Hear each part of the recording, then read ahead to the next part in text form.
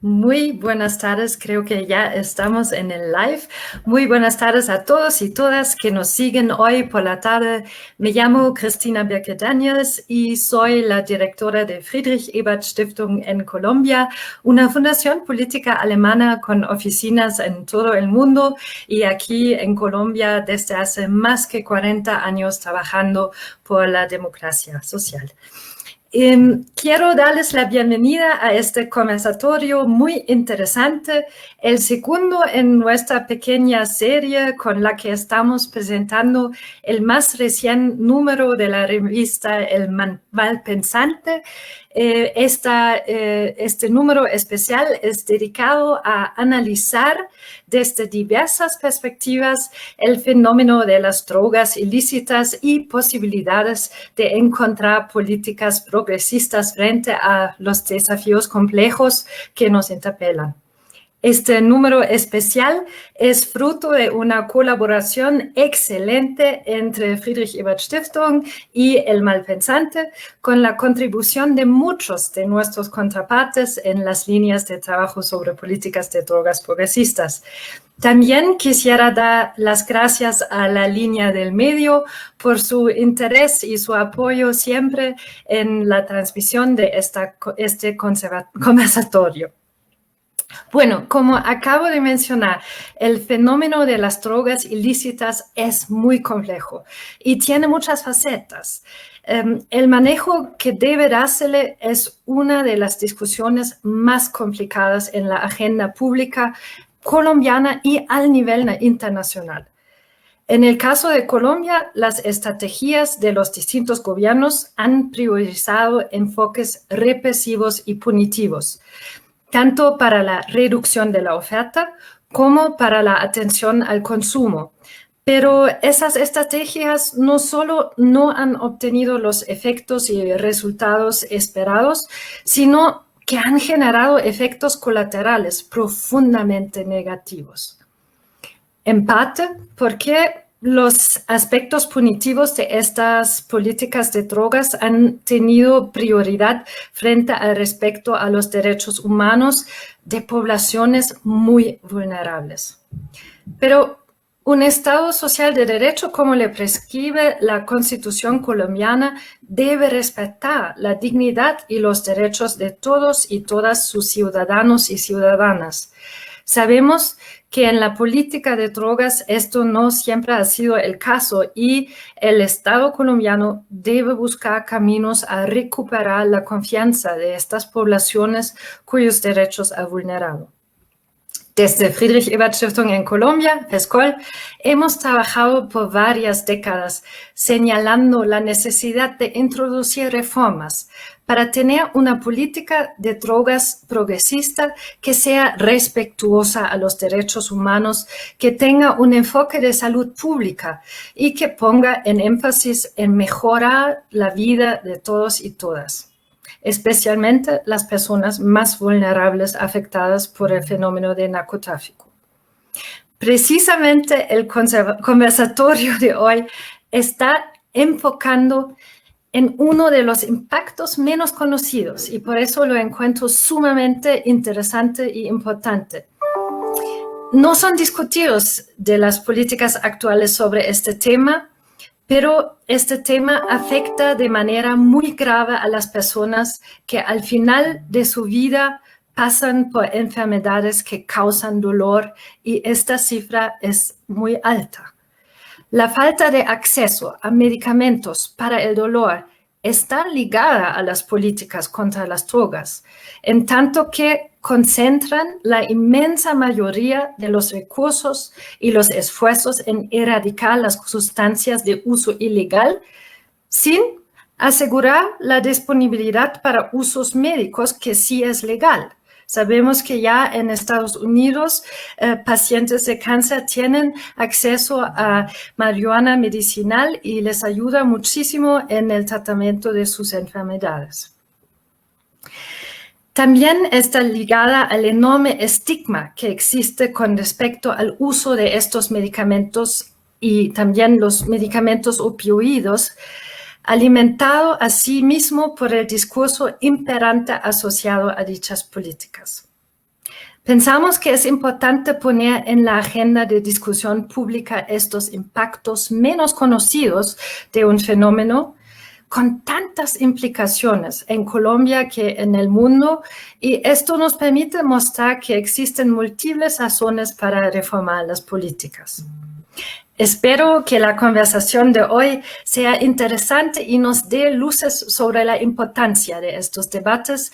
Yo ya tengo muchas ganas de aprender de nuestras dos expertas fantásticas y también espero que nuestra pequeña serie les provoque el apetito a leer este número de El Malpensante, en el que hay muchos textos impactantes que hablan de otras facetas del fenómeno de las drogas y que plantean posibles caminos a seguir para generar cambios necesarios. Yo estoy muy emocionada porque realmente es fascinante a leer y les recomiendo a ustedes. Ahora tengo el placer de invitar a Catalina Niño, internacionalista que ha trabajado en FESCOL el tema de políticas de drogas progresistas al nivel internacional, regional y, por supuesto, nacional, y siempre tiene ideas inspiradoras sobre cómo seguir aprofundizando esta temática. Ella nos va a introducir también a su interlocutora de hoy y sin nada más paso a Catalina y nos desea una tarde con muchos aprendizajes y discusiones muy interesantes. Muchas gracias.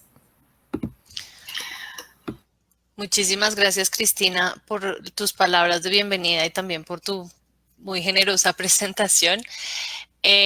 Yo tengo a mi cargo entonces presentar a nuestra experta que nos acompaña esta tarde, Isabel Pereira Arana. Isabel es politóloga de la Universidad de los Andes, tiene un magíster en estudios de desarrollo con énfasis en conflicto y construcción de paz del Instituto de Altos Estudios Internacionales y del Desarrollo en Suiza. Y su interés central está en el impacto de las políticas de drogas en el desarrollo rural, en la salud pública y en los conflictos armados. Actualmente, Isabel coordina la línea de política de drogas en De Justicia. Muchísimas gracias, Isabel, por acompañarnos esta tarde. Isabel, como Cristina mencionó, participó en este número de la revista El Malpensante que les muestro aquí, que realmente es un número muy interesante, tiene artículos desde muy diversas perspectivas. Cristina ya lo mencionó. El artículo de Isabel, aquí pueden ver una ilustración lo muestro así, una ilustración muy linda que acompaña el artículo. Sin más, Isabel, yo quiero iniciar la conversación. Tu artículo se llama Morir sin dolor. Y mi primera pregunta, lo primero que pensé cuando leí el artículo, cuando vi ese título, bueno, ¿y esto a qué se refiere? ¿Qué quiere decir esto de morir sin dolor? Hola, Catalina, y a todos los que nos están escuchando. Gracias a la Línea del Medio, a FESCOL, al Malpensante por generar este espacio. Y pues bueno, la pregunta de morir sin dolor. En el texto yo tomo unas frases del libro Memorias de Adriano, de Marguerite Yourcenar, y hay una frase que siempre se ha quedado conmigo en la que el emperador dice: estaba de acuerdo con morir, pero no en asfixiarme.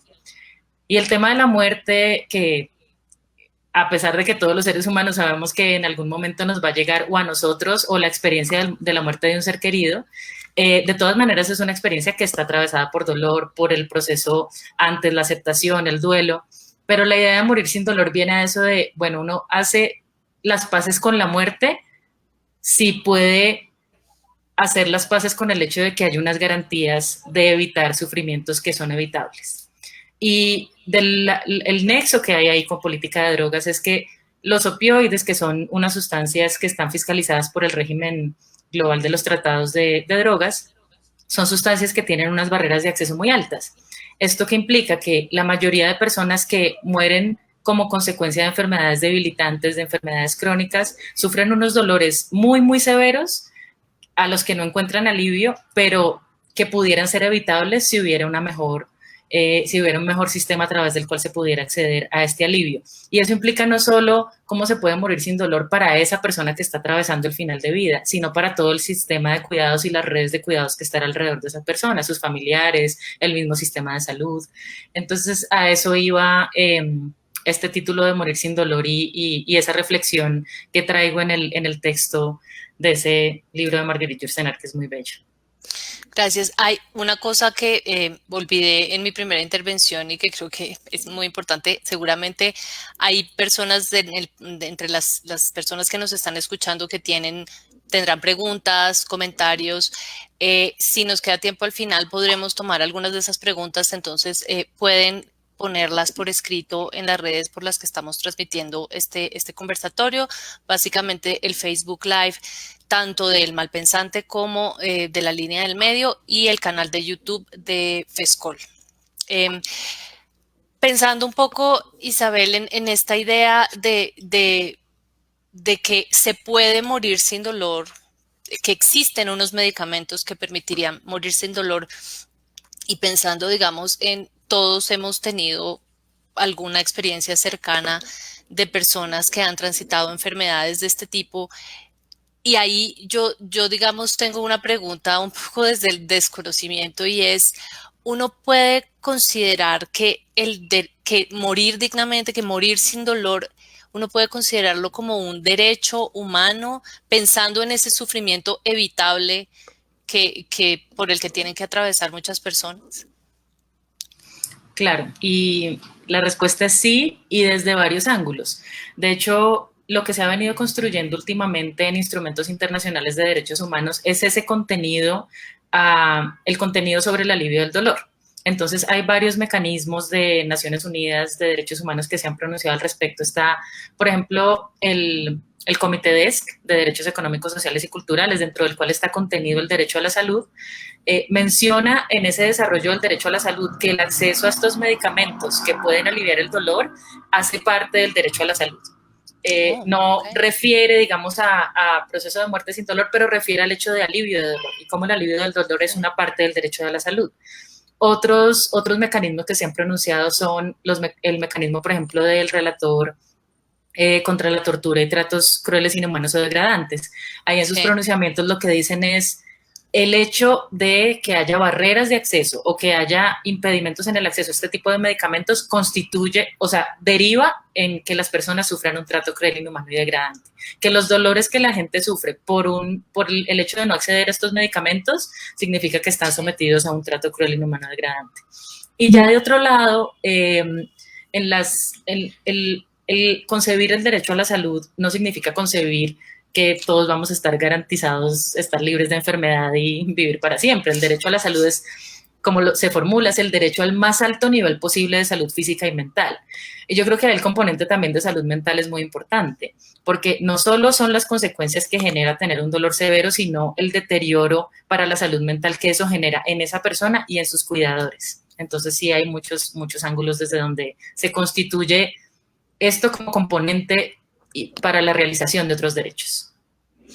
Eso es bien interesante porque yo, digamos, cuando estaba preparándome para este conversatorio, yo no tenía para nada claridad sobre ese tema, pero me queda claro que cuando uno ve a una persona que pasa por esto, por una enfermedad dolorosa con este tipo de dolor, es definitivamente, uno puede ver claramente que eso es absolutamente inhumano y degradante, y que eso, digamos, es lo que está contenido en estos instrumentos internacionales, se supone, de protección de derechos, pero eso, nuestra realidad no se compagina, digamos, con esos desarrollos en materia de derechos.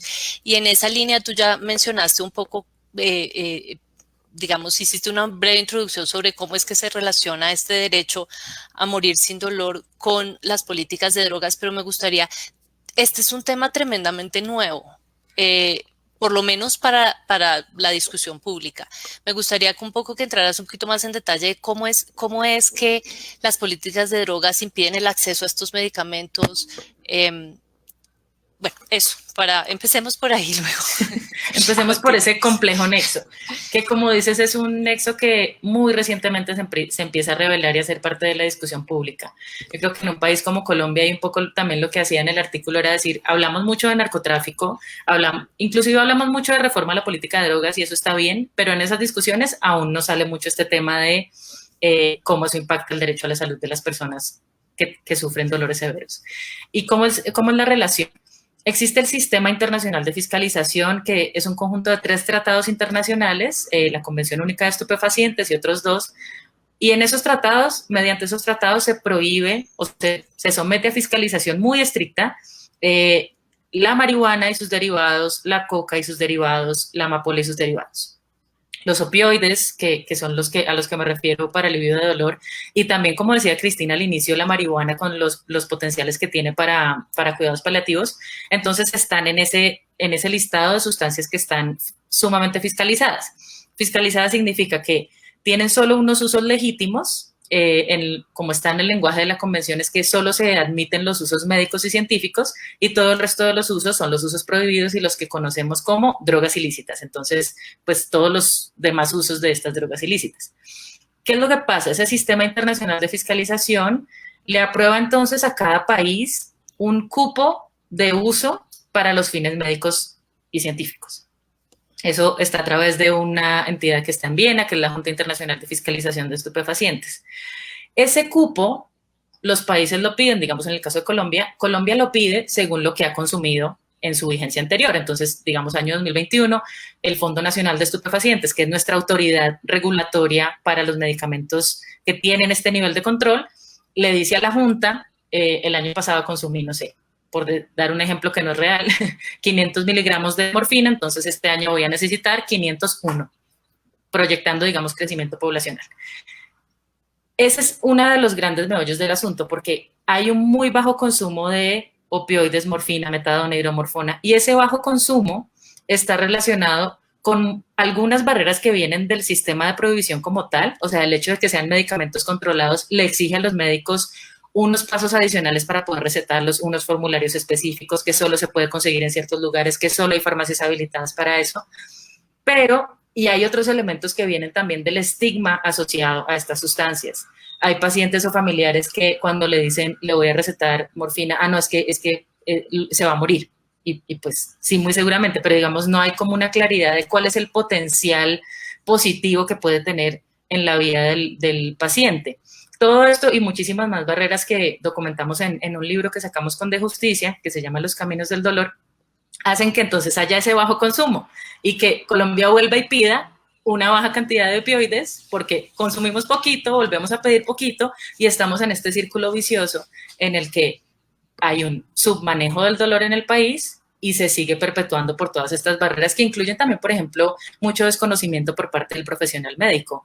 Esto lo han documentado muchísimo las asociaciones de paliativistas en el país, es que solo hay 6 programas de especialización en el país, 6 en todo el país. Esto implica y esos programas tienen, no sé, cupos para 2 especialistas anuales, o sea, podemos hablar de que hay un número de paliativistas muy escaso. Y no es que todas las personas a final de vida tengan necesariamente que llegar a un especialista. El otro problema entonces es que los médicos generales no se les enseña cómo prescribir opioides porque dicen, no, eso es muy complicado, eso es peligrosísimo, por algo será un medicamento de control, por algo es un medicamento fiscalizado, mejor no les enseñemos cómo. Entonces, todo es como una maraña de barreras que hacen que la política de drogas opere como una limitante para lograr el fin que está en los mismos tratados que dice que es los fines médicos y científicos de las sustancias. Claro, y las políticas y todo el discurso que viene amarrado a las políticas, porque digamos, claramente ahí hay cuestión, o sea, habría muchas de esas cosas que dentro de nuestra legislación actual y dentro de los tratados serían solucionables, pero no son solucionables porque hay todo el discurso asociado pues al fenómeno. A la prohibición. A la prohibición, sí. Para hablar más exactamente. Isabel, y bueno, digamos, ¿qué se puede hacer? O sea, una de las cosas interesantes del artículo hay un mapa que, bueno, puedo mostrar muy brevemente porque realmente es muy interesante, pero no creo que esto se alcance a ver suficientemente bien en la pantalla. Yo les recomiendo mucho que lean el artículo. El artículo muestra un mapa del mundo de acuerdo a los niveles de consumo de sustancias opioides para alivio del dolor. Y en ese mapa hay unos países supremamente inflados, Estados Unidos, Canadá, Australia, un poco los países europeos parecen más o menos de un tamaño normal. Y luego están los países, digamos, de lo que algunas personas llaman el sur global, que están casi desaparecidos, como ni se ven. ¿Cómo se puede solucionar ese, digamos, entendiendo que dentro de la legislación hay opciones para solucionar ese problema? ¿Qué se podría hacer para mejorar esa disponibilidad de medicamentos para paliar el dolor? Uno de el mapa al que hace referencia viene de un artículo de una comisión que formó The Lancet, esta revista pues muy famosa en temas de salud, y ellos hicieron una comisión Lancet que se llamaba el abismo de acceso a alivio del dolor. Entonces el mapa pues preciso como dices, entonces está Colombia desaparece, África pues ni decirlo, o sea, no existen en el mapa, y las cifras son más o menos así. En Colombia tenemos un consumo per cápita de 6.5 miligramos de opioides anuales. Eso comparado con una media regional latinoamericana que es de 14 miligramos per cápita, y eso comparado con una media global que es de 62 miligramos. O sea, estamos bastante mal. No somos los que estamos peor, pero estamos bastante mal. Y en ese mismo documento, una de las cosas que dicen como recomendación de qué podemos hacer es reorientar el gasto. Se gastan anualmente 100.000 millones de dólares aproximadamente en reducir la oferta de drogas ilícitas. Todo lo que se hace en países global. En países como Colombia, en países como Afganistán, en países Perú, los países donde están los cultivos. Se gastan 100.000 millones de dólares. Mientras tanto, lo que ellos estiman se tendría que gastar para, digamos, cerrar esa brecha y que todos los países tuviéramos un tamaño de mapa razonable, serían 145 millones de dólares. ¿Qué pasa con los temas de política de drogas? Que hay una distorsión muy grande en los objetivos y las metas. Entonces, si bien los tratados o el sistema global de fiscalización supuestamente tiene este fin de garantizar fines médicos y científicos, lo cierto es que todo el gasto se orienta a cómo eliminar la oferta para los fines ilícitos. Y lo cierto es que la garantía o el trabajo necesario para garantizar los fines lícitos es en realidad de bajo costo. Son cosas como mejorar la formación a los médicos y profesionales de salud en todos los niveles. Entender que, por ejemplo, tanto una enfermera como un médico general que va a estar atendiendo en urgencias tiene que saber algo mínimo sobre opioides, cosa que no sucede hoy en día. En Uganda, por ejemplo, hicieron un experimento muy interesante, un programa muy interesante para entrenar a las enfermeras a prescribir y administrar opioides, porque no es que sean una sustancia sin riesgo, digamos, nada en esta vida no tiene riesgo, todo tiene riesgo, pero el riesgo particular de los opioides es muy complicado, es que genera depresión respiratoria, entonces por eso sí requiere unos manejos específicos y que la gente esté entrenada de cómo administrarlo para no generar una depresión respiratoria, que es cuando sucede una sobredosis, por ejemplo.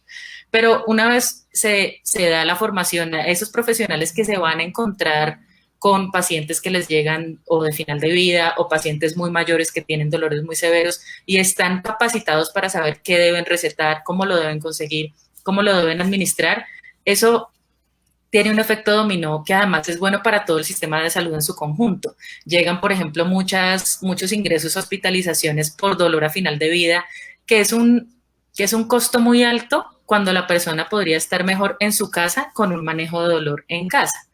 El tema de la educación es uno de los grandes temas que se menciona. También el tema de cómo se mejora la disponibilidad de manera más igualitaria alrededor del territorio nacional. Nosotros lo que encontrábamos en este libro de los caminos del dolor es que en Bogotá, en ciudades grandes, en Cali, puede haber mayores chances de encontrar una farmacia donde vayas a conseguir opioides, pero en otros departamentos, por ejemplo, en Santander de Quilichao, que fue uno de los lugares donde hicimos el estudio, simplemente pasaba que en ese municipio no había ninguna farmacia que dispensara opioides, a los familiares les tocaba trasladarse a Cali, llegaban a Cali y le decían, hay desabastecimiento. ¿Y por qué hay desabastecimiento? De nuevo, por lo que explicaba antes, porque estamos estimando muy bajo lo que consumimos.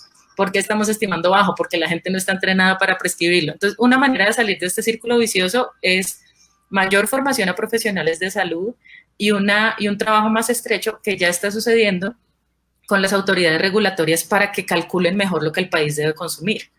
Porque en la medida que se calcule mejor, entonces no van a suceder estos desabastecimientos que ocurren anualmente. A cada rato pasa que para agosto, septiembre ya se han acabado los opioides en el país. ¿Y qué pasa con la gente que se va a seguir muriendo y va a seguir llegando a final de vida con este dolor así? Entonces, como que una alianza muy grande entre cómo las universidades y los profesionales de salud generan mejores espacios de formación, le pierden el miedo a los opioides, entienden que es una mejora en la calidad de vida para pacientes, familiares y para el sistema de salud en su conjunto, porque reduce gastos también. Claro. Voy a hacer, digamos, el papel de abogado del diablo, porque, digamos, por supuesto, alrededor del tema de drogas hay muchísimo estigma, hay muchísima, digamos, hay mucho miedo, y hay además estas noticias que nos llegan de la crisis de opioides en Estados Unidos. Y digamos la crisis que eso implica en términos de vidas humanas, pero también la crisis de salud pública, los costos que eso tiene para el sistema. ¿Cómo responderle a las personas que cuando uno habla de este tema le dicen, pero mire lo que está pasando en Estados Unidos, ¿para qué quiere recetar más opioides y mire que se está muriendo la gente? ¿Cómo entrar ahí a resolver esas dudas que pues también son válidas? La gente está asustada. No, claro, y se entiende la preocupación porque lo que está pasando y sigue pasando en Estados Unidos es una tragedia.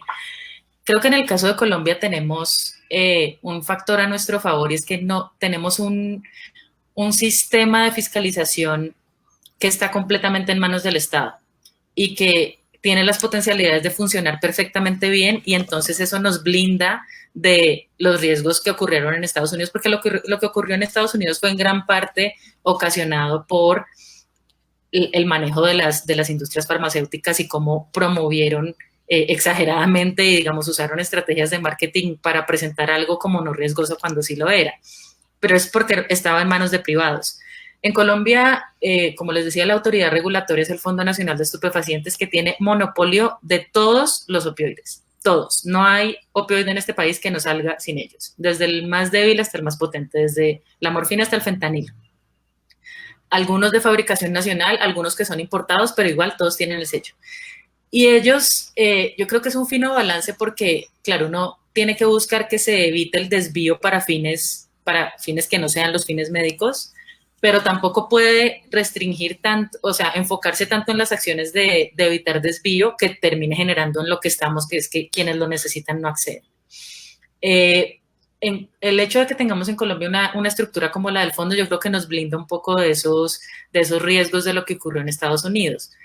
Y de todas maneras, entre más se generen espacios de formación en las cuales los médicos sepan cuáles son los usos legítimos y cuáles no. Es decir, que una cosa que pasaba en Estados Unidos es que por cualquier cirugía menor mandaban un opioide, y pues no soy médica, pero entiendo un poco que la cosa no es así, es como para dolores realmente severos. Y de nuevo eso vuelve al tema de la formación. Si el profesional de salud está lo suficientemente capacitado, y pues en el caso de Colombia, que no está expuesto a las presiones de la industria, porque pues aquí la industria, para el caso de opioides, no existe, entonces creo que nos blindamos un poco de ese peligro. Ahora, lo otro también cierto es que en el caso de Estados Unidos se conjugó un tema de cómo la crisis económica dejó a poblaciones enteras en una situación de precariedad tan enorme que en ese momento los opioides tuvieron un potencial adictivo más grande. Y yo creo que hay una conversación que muy pocas veces se aborda, y es cuáles son los factores socioemocionales que estaban de base, que hicieron que la crisis de los opioides fuera tan grande. Los opioides sí tienen un nivel de dependencia muy alto, más que otras sustancias psicoactivas, pero no todo el mundo desarrolla un consumo problemático. El caso en Estados Unidos es que estos medicamentos llegaron a poblaciones empobrecidas, a poblaciones que estaban sin empleo, sin posibilidades de educación. Entonces uno tiene que conectar también ahí los dos debates y no solo decir que lo peligroso fue la sustancia, sino la sustancia en qué contexto de vida llega. Y ahí yo creo que sí, como parece que esa conversación para Colombia pues es tremenda, porque acá esos factores estructurales de riesgo están en muchas poblaciones. Cierto.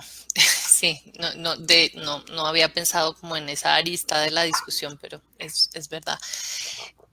Y digamos, ¿tú cuáles identificarías como riesgos de una ampliación del acceso a este tipo de medicamentos en el contexto colombiano? Digamos, entendiendo que tenemos una institucionalidad que podría blindarnos de la dinámica perversa de las farmacéuticas que hubo en Estados Unidos.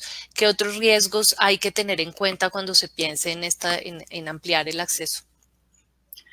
Uno de los riesgos que de hecho son de una gestión muy sencilla, ese riesgo, y es, por ejemplo, cuando fallece un paciente, ¿qué pasa con esos medicamentos? A veces recetan por un mes, entonces pues esa familia tiene cantidad para un mes. Por eso digo que es un riesgo, pero se gestiona muy fácilmente, y ya como lo están haciendo, donde tienen buenos sistemas montados, hay una conversación muy franca y muy estrecha y muy cercana siempre con ese médico tratante, que ese médico tratante sabe a dónde debe llevar a disponer de estos medicamentos, para que no queden como flotando por ahí, porque pues tampoco es la idea, ¿no? Entonces, ese tipo de riesgos están. ¿Qué pasa, por ejemplo, ya en otro espacio en el que se usan los opioides, que es en tratamientos de sustitución para personas que usan heroína? Hay que recordar que los opioides también sirven como reemplazo para una persona que tiene dependencia de la heroína y quiere dejar de usarla, entonces pasa a la metadona, que es otro opioide que les permite dejar la heroína. Pasa también que entonces la disponibilidad de metadona en ciertos entornos se puede prestar para desviación hacia otros mercados. Pero de nuevo, estos son riesgos que se pueden mitigar si hay un acompañamiento al paciente. O sea, en últimas la gente...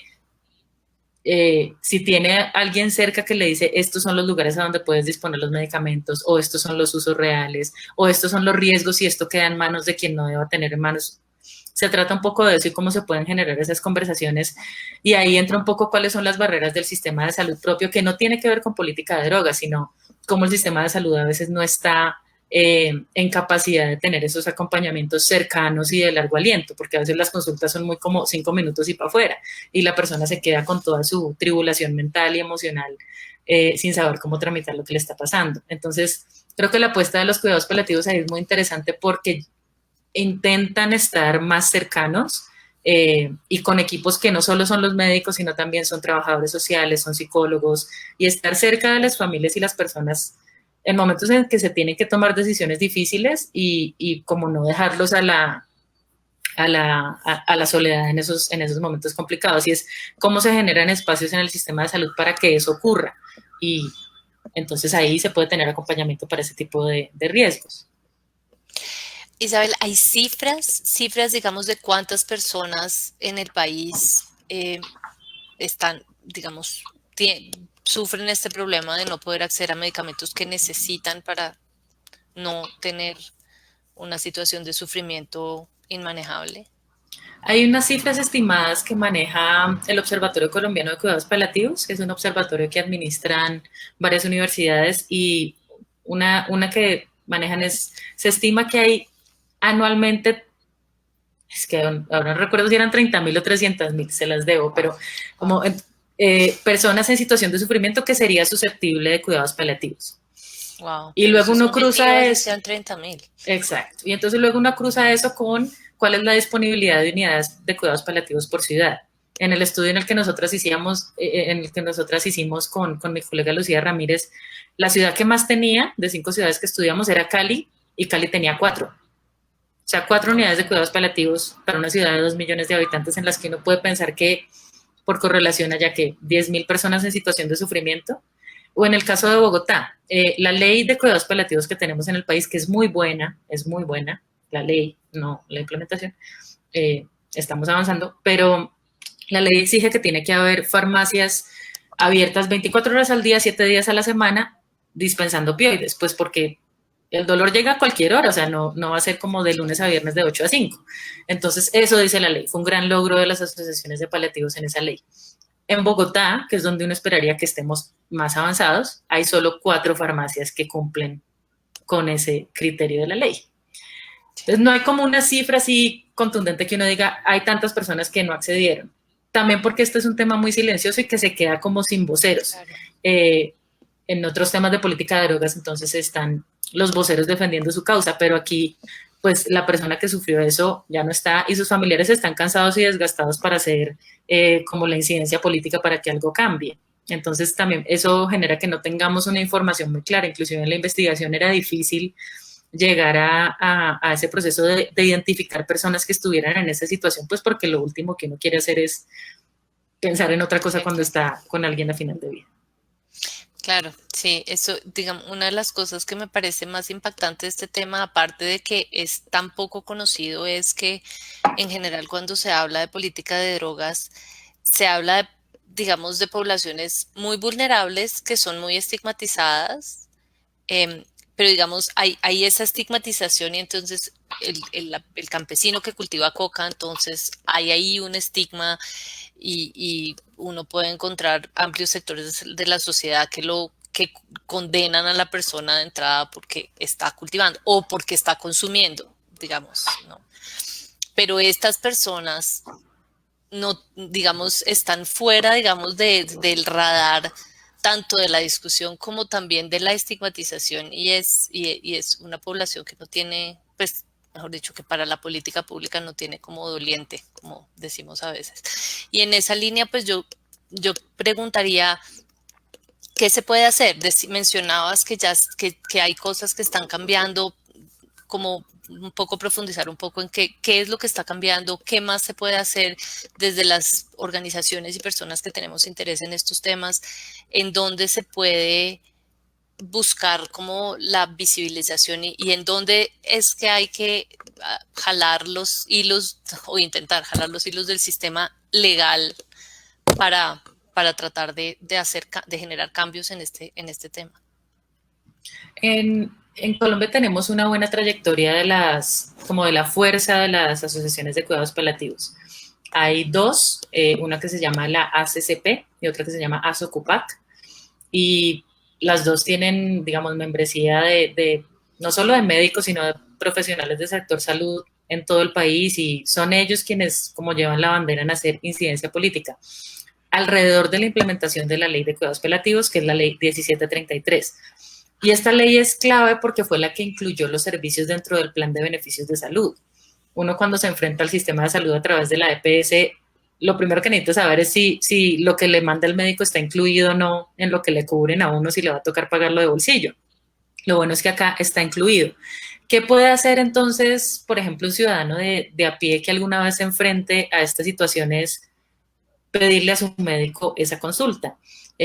Muchas veces las personas que tienen un familiar en situación de final de vida están como navegando el sistema con el médico tratante, que puede ser un oncólogo si es cáncer, que puede ser un nefrólogo si es otra situación. Y ese médico tratante a menudo no remite a cuidados paliativos. Esto es un tema de cómo la medicina se ensaña en salvar a toda costa. Esto nos lleva a otros debates que ya no tienen tanto que ver con política de drogas, sino con lo que los paliativistas llaman el ensañamiento terapéutico, que es algo compartido entre pacientes y médicos, que es como ese aferrarse a toda costa y haga lo que sea y lo que cueste y cuántas veces sea necesario. Y en muchas oportunidades alguien tiene que entrar a decir, esto solo va a causar más sufrimiento, va a prolongar el dolor, es momento de parar, tener una conversación y saber qué quiere el paciente, qué quiere la familia y cómo se puede llegar a eso. Eso tiene que ver con alivio de síntomas, no necesariamente con hacer medidas heroicas para salvar la vida. Pero como, digamos, los médicos son muy celosos de sus pacientes, ¿no? Entonces, si ya tienen un paciente, generalmente no lo remiten a paliativos. Y yo creo que en la medida en que los ciudadanos conozcan que es un derecho, conozcan que está contenido en la ley, conozcan que hay una ley en Colombia y que le pueden pedir a su EPS este tipo de servicios, como que el hecho de que haya más demanda por esos servicios hará que en efecto la de nieve pueda haber mayor disponibilidad de los servicios. Otros esfuerzos que se están haciendo interesantes desde las asociaciones es, por ejemplo, mostrarle a las autoridades departamentales cómo deben incorporar esta perspectiva de la implementación de la ley de cuidados paliativos en su quehacer a nivel departamental, porque otro de los enredos de los opioides en Colombia es que está el Fondo Nacional de Estupefacientes, pero ese fondo distribuye los fondos rotatorios de estupefacientes que son los departamentales. Entonces, ese problema global que les mencionaba, que Colombia calcula poquito y le pide poquito a Viena, se replica a nivel nacional y es que Colombia calcula poquito porque los departamentos piden poquito. Entonces, Baupés no consumió nada en el último año, entonces le va a decir al Fondo Nacional, o sea, al Fondo Rotatorio de Baupés le dice al Fondo Nacional, no, yo no consumí nada, pues aquí no hay paliativos, aquí no hay nadie muriéndose del dolor. Fijo sí están, pero pues no llegan, no saben a dónde tocar la puerta. Creo que el conocimiento de la ley, o sea, que la ley de cuidados paliativos existe, es una realidad desde 2014, que esto está incluido en el plan de beneficios de salud, pedirlo. O sea, puede, ahorita con la pandemia, una de las cosas buenas que puede llegar y que lo han hecho los paliativistas es empezar a hacer más telemedicina, por ejemplo. Listo, no hay, en Casanare no hay ni un solo paliativista. Pueden hacer telemedicina para esa persona que está allá, mientras la gente siga pidiendo y diciéndole a sus médicos, yo quiero este tipo de atención y quiero este tipo de final de vida. Sí, ese me parece una discusión complicada también pensando digamos, en también las posturas muchas veces de las familias e incluso de los pacientes. No sé, bueno, he visto algunos casos de pacientes, incluso pacientes que son médicos que no quieren parar, quieren ensayarlo todo, medidas heroicas. Y bueno, pues es una cosa complicada. Yo preguntaría, bueno, hay unas cuantas preguntas que nos han llegado por las redes. Yo preguntaría también, digamos, cómo está funcionando. No sé cómo funciona, pero en términos de las facultades de medicina, entiendo que hay muy pocos programas, pero ¿hay alguna manera de hacer un trabajo ahí con las facultades para que digamos, en el núcleo básico de las carreras de medicina se hablen de estos temas? No sé. Eso lo están intentando desde hace rato. De hecho, hay un proyecto de ley que radicó, creo que fue María del Rosario Guerra, para que sea obligatorio incluir temas de cuidados paliativos en pregrado de medicina, porque en este momento no sucede. Entonces, la verdad, la gran mayoría de médicos en este país se gradúan sin A, saber cuidados paliativos y B, saber cómo recetar opioides. Okay. La que es la directora de una asociación internacional de cuidados paliativos siempre da esta metáfora que me parece como muy potente y es que ella dice, a todos los médicos se les enseña cómo atender un parto. No hay un solo médico que no le enseñen en su pregrado cómo atender un parto, si no vaya a estudiar ginecología. O sea, y tenemos todo un ritual y toda una lógica y toda una narrativa como humanidad para recibir una vida, pero no tenemos nada enfrente a cómo despedimos una vida. Y eso también se replica como en facultades en medicina general. A ningún médico se le enseña cómo va a ser cuando ya no hay nada más que hacer. Y que esta narrativa es que cuando ya no hay nada más que hacer, sigue habiendo cosas por hacer. Y eso no se les está enseñando a los médicos en este momento. Lo de la cátedra obligatoria en pregrado está siendo complicado porque las universidades pues pueden alegar autonomía universitaria y un montón de cosas más, y como que todavía hay mucho recelo con el tema de los opioides porque dicen, no, es que eso es súper específico, es que eso solo los anestesiólogos o solo los intensivistas o solo, de hecho, en este momento solo anestesiólogos, intensivistas, paliativistas tienen como el monopolio de cómo recetar opioides. Yeah. Viene, y ahí sí relaciona con política de drogas, de cómo está atado a tantos estigmas una sustancia que, de nuevo, sí tiene riesgos, pero precisamente porque tiene riesgos, enséñenle a los médicos cómo recetar, ¿no? Cuando les llegue ese paciente mayor o con un cáncer muy avanzado a urgencias, muerto de dolor, que no sea una hospitalización que no es necesaria, que sea un buen manejo de dolor y que pueda volver a su casa tranquilo. Sé que está ese proyecto de ley de María del Rosario Guerra y sé también que las asociaciones, estas dos que mencionaba, también intentan hacer muchas alianzas con las universidades donde, pues en las ciudades donde tienen presencia para generar espacios de diplomados, espacios de cátedra, pero en tanto no sea una cosa como más universal, pues no tendrá el impacto que necesitamos. Yo tengo una pregunta que va un poco, no un poco, va mucho, digamos, está fuera del ámbito del artículo que escribiste, pero me pareció muy interesante. Fue algo que Cristina mencionó en sus palabras iniciales y es el tema de la marihuana medicinal. No sé si no sé, digamos, de pronto nos toca planear otro conversatorio para hablar de esto, no sé si estamos preparadas para esta discusión, pero hay una ley en Colombia para regular el tema de marihuana medicinal. Entiendo que la ley está aprobada, pero falta digamos, como la implementación y los decretos regulatorios. O sea, yo no soy abogada, no sé cómo, pero digamos, ese es todo otro campo de la medicina que entiendo que está en desarrollo, pero que aquí también todavía está atravesado por un estigma tremendo. Y bueno, no sé, me gustaría preguntarte que si conoces como en qué está esa discusión y la implementación de esas normas, pensando en esto de morir sin dolor o de vivir sin dolor, digamos. Exacto. Cuando uno tiene una enfermedad crónica, no sé, por ejemplo, que genera dolor inmanejable, no sé. Y que la marihuana sí, se ha demostrado que al menos en dolores crónicos, en dolores severos o por ejemplo en manejo de náusea en pacientes que están en quimioterapia, sí tiene efectos positivos. La ley en Colombia de marihuana medicinal lleva un poco más de 5 años y ya de hecho todos los decretos reglamentarios está, lo que no está, bueno, que también estoy un poco desactualizada en los temas de marihuana medicinal, pero según recuerdo es que íbamos atrasados en que haya productos, o sea, medicamentos disponibles. Porque las barreras de entrada al mercado han sido altísimas y no es que esté mal que haya exigencias para entrar a un mercado que se trata de medicamentos y se trata de la salud de la gente. Hay que encontrar como un balance entre cómo se busca un mercado que le pueda competir a un mercado, como lo llamábamos con un colega, como el mercado gris, que es el mercado de la pomada, del aceitico, ¿sí? Este no es un que existe, entonces cómo generar un mercado para la marihuana medicinal que en accesibilidad le pueda competir a ese mercado sin que se creen tantas barreras que nos vayamos a demorar 10 años en que haya medicamentos basados en marihuana disponibles en el mercado nacional. Y de lo que le he escuchado, porque la verdad, como decía, le he perdido un poco la pista a este tema, es que estamos quedados en eso. O sea, hay una ley, están todos los decretos reglamentarios, está todo el marco normativo montado, pero los medicamentos no están. Y de hecho sí hay ahí al menos de los de las asociaciones de cuidados paliativos, hay bastante apertura para recetar si ven que hay eficacia y seguridad en los medicamentos. El problema es que no están disponibles. Ya.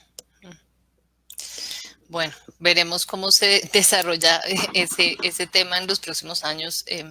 Ahí hay también discusiones sobre productores nacionales de medicamentos. Y ahí, digamos, quiero conectar con una pregunta del público. Manuel Torres pregunta, voy a leer. Quería preguntarle a la doctora Pereira sobre la visión que tienen las políticas públicas con relación a los saberes medicinales por fuera de los saberes occidentales alopáticos. Es decir, ¿es posible que desde la política se incentive el uso de plantas desde saberes tradicionales como los de los indígenas o afros en el Baudó? ¿Eso le serviría a las políticas públicas en algo? ¿Esos saberes tratan mejor a la naturaleza? Esos diálogos, la verdad es que como país los estamos haciendo poco, sobre todo en materia de las sustancias que están fiscalizadas. Creo que hay como una separación muy grande entre quienes hablan de los usos ancestrales de la hoja de coca que están circunscritos a poblaciones indígenas y como el resto de saberes que se consideran los más legítimos de la medicina occidental. En el caso de Colombia, además, la marihuana, por ejemplo, ni la amapola tampoco tienen un arraigo cultural. O sea, estas sí son plantas foráneas para el país que, si bien por ejemplo, en el Cauca las usan en rituales, pero es un uso que es bastante más reciente, no es un uso ancestral como el de la hoja de coca. Le decían, es que son plantas calientes, entonces reconociendo que tienen unos poderes medicinales, pero no hay un arraigo tan grande con plantas como amapola y coca. De hecho, donde hay cultivos de amapola, por ejemplo, en el país, no hay ningún uso ancestral alrededor de la amapola. Y el diálogo entre saberes, además, está como muy franqueado por esta división rural-urbano que tenemos tan grande. Yo creo que en las ciudades todos vamos a la EPS, vamos a ver qué nos dice el médico, y ese médico muy seguramente no va a estar muy conectado con esos diálogos de cuáles son las posibilidades que hay a través de las plantas y de la sanación que hay en las plantas. Entonces yo creo que digamos, la pregunta no le tengo la respuesta precisamente porque creo que no estamos haciendo mucho estos diálogos entre saberes. Puede que el espacio de pensarnos la marihuana medicinal y cómo se está implementando eso en el país dé ocasión para esto, pero precisamente como es un marco regulatorio muy orientado a lo farmacéutico, pensado para lo farmacéutico, entonces precisamente nos aleja y nos manda otra vez a medicina occidental, que yo creo que para ciertas personas está bien, pero para otras personas que buscan otro tipo de procesos de sanación, pues no responde a lo que están buscando. Y sí, ahí creo que hay muchos diálogos pendientes. Ese sí queda para otro diálogo.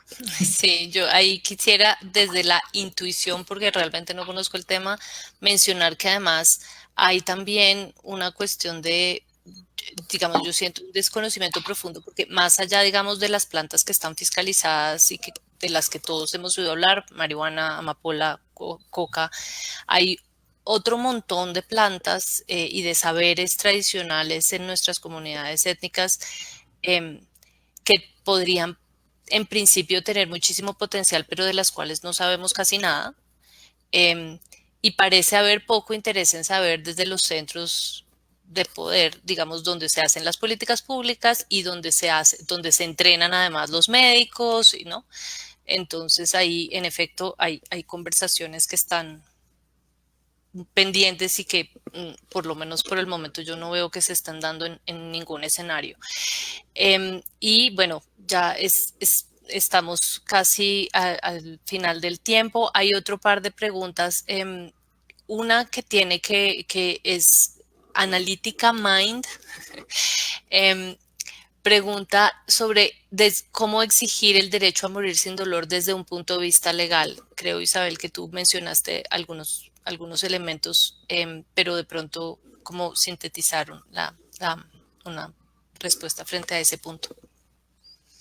Sí, la verdad con la ley 1733 se avanzó mucho, que es la ley de cuidados paliativos, y hay otros instrumentos además de ese.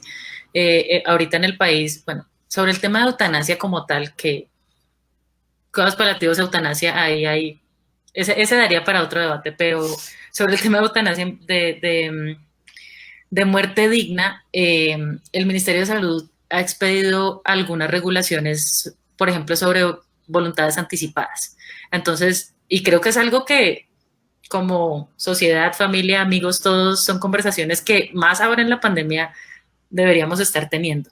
Ese documento está ahí colgado en la página del Ministerio de Salud y es un documento en el que yo como individua en mi pleno uso de mis facultades digo hasta dónde quiero llegar y hasta dónde no quiero llegar si algo ha de ocurrir, si quiero medidas heroicas o no las quiero, si quiero que, bueno, todo ese tipo de decisiones que lo ideal es que uno las tenga y se las comunique a quienes van a tener que defenderlas después. Entonces, ese documento de voluntades anticipadas, la invitación es a que lo usen, lo firmen, uno lo firma, va y lo registra en notaría frente a un testigo y se lo cuenta a sus familiares, que los familiares de uno sepan uno hasta dónde quiere llegar, hasta dónde no. Ese es un instrumento muy importante.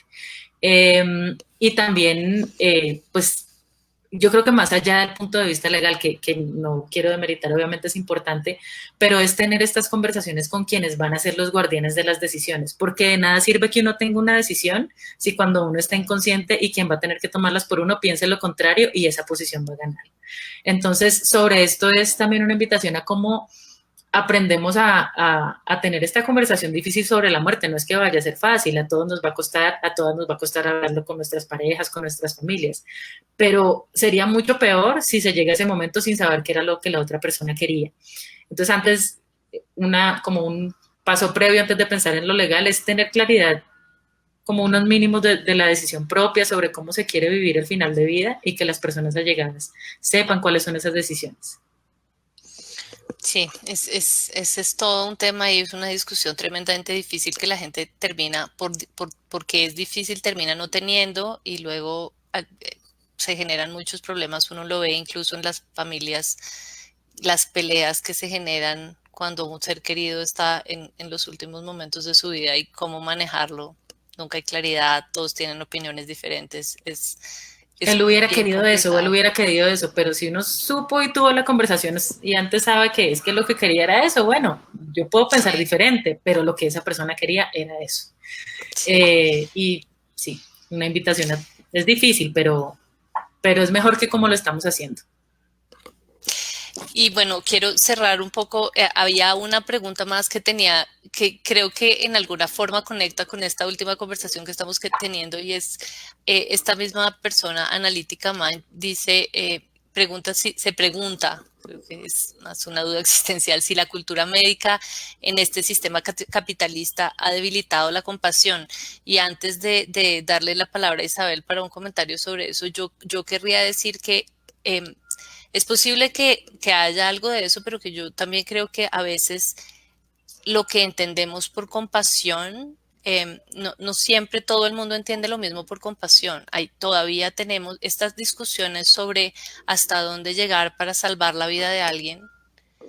Es una discusión que tiene que ver con la compasión y que no necesariamente compasión significa salvar a alguien a toda costa. No, ni a veces hay que parar, pero de nuevo es la dificultad de estas conversaciones. Te daría, Isabel, la palabra para como unas palabras de cierre, dado que ya son casi las 7, por favor. Sobre la cultura médica, yo cuando empecé a hablar con los médicos de cuidados paliativos, encontraba unos médicos muy distintos al resto de médicos.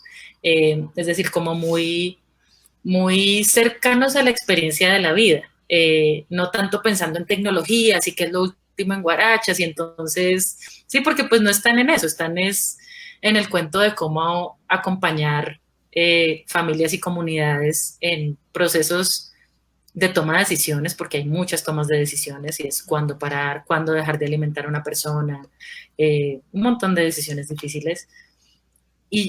Pero sí entonces recordaba cuando los conocía a ellos y a ellas, en su mayoría ellas, en su mayoría son mujeres, que un poco sí lo que uno encuentra en los otros médicos, no quiero decir todos, pero como que sí esta cultura médica de la innovación a veces puede llegar a una competencia que no es tan sana y a unos sistemas de incentivos que tampoco son tan sanos porque impiden mucho soltar. Eh, ¿qué, ¿Qué tipo de beneficios o incentivos están ahí para que un médico tratante de una enfermedad grave y costosa suelte a ese paciente? Son preguntas supremamente complejas y que involucran sí la ética, sí la compasión, pero también un sistema de salud en el que intervienen muchísimos actores que están motivados por distintos intereses. Entonces yo creo que volver sobre ese esencial de saber cuándo parar, saber cuándo soltar, es un poco la enseñanza de cuidados paliativos y la enseñanza que siento que ellos le están intentando hacer al resto del gremio médico. Decirles, listo, claro, habrá muchísimos casos en los que hay que hacer todas las medidas heroicas porque hay un potencial de supervivencia de tantos años y personas que tienen buenos chances de recuperarse bien y de tener una buena calidad de vida después. Pero hacer un montón de medidas heroicas cuando no hay chances y además se va a reducir calidad de vida, ¿cómo se hacen ese tipo de análisis tan complejos que involucran una vida humana? Involucrarle compasión a eso, yo creo que sí, como dices, Cata, es también pensar en que a veces lo mejor es soltar y soltar, digamos, con los ojos abiertos, volviendo al libro con el que empecé, el de Memorias de Adriano, cuando el emperador llega a sus últimos días, dice, estoy entrando a la muerte con los ojos abiertos. estoy entrando con los ojos abiertos y es, bueno, esto va a pasar. Y ya analicé todos los posibles escenarios y que si me hicieran esa medida heroica, entonces quedaría con estas y estas secuelas y cuáles serían las consecuencias para mi calidad de vida. Tener ese tipo de conversaciones es involucrar y traer de vuelta la compasión y traer de vuelta la humanidad a la medicina. Sí, de acuerdo. Bueno, pues primero que todo, muchísimas gracias Isabel por habernos acompañado en esta conversación. Debo decir que creo que esta era parte de el propósito que teníamos con el Malpensante y FESCOL cuando empezamos a construir este número, mostrar que la política de drogas no es solamente sobre hectáreas cultivadas ni sobre la aspersión con glifosato. Hay muchos otros temas que son tocados por las políticas que tenemos hoy en día y que tienen, digamos, ramificaciones que van mucho más allá de las políticas de drogas y los discursos, digamos, sobre las drogas a los que estamos más acostumbrados. Y en esa línea me gusta mucho haber podido tener esta conversación que además toca temas muy humanos que son poco discutidos y que, digamos, bueno, podemos usar la excusa, la excusa de la política de drogas para también hablar sobre unas conversaciones que son muy necesarias y tenemos poco, tanto en la esfera privada como en la esfera pública. Entonces, pues Isabel, muchísimas gracias y de nuevo muchas gracias tanto a las personas que se conectaron para escuchar esta conversación como a la línea del medio por acogernos también en su Facebook Live, al Malpensante y por supuesto también a mis colegas de FESCOL que han apoyado este trabajo. Muchas gracias a todos y a todas y que tengan una feliz noche. Muchas gracias a todas. Gracias, Cata.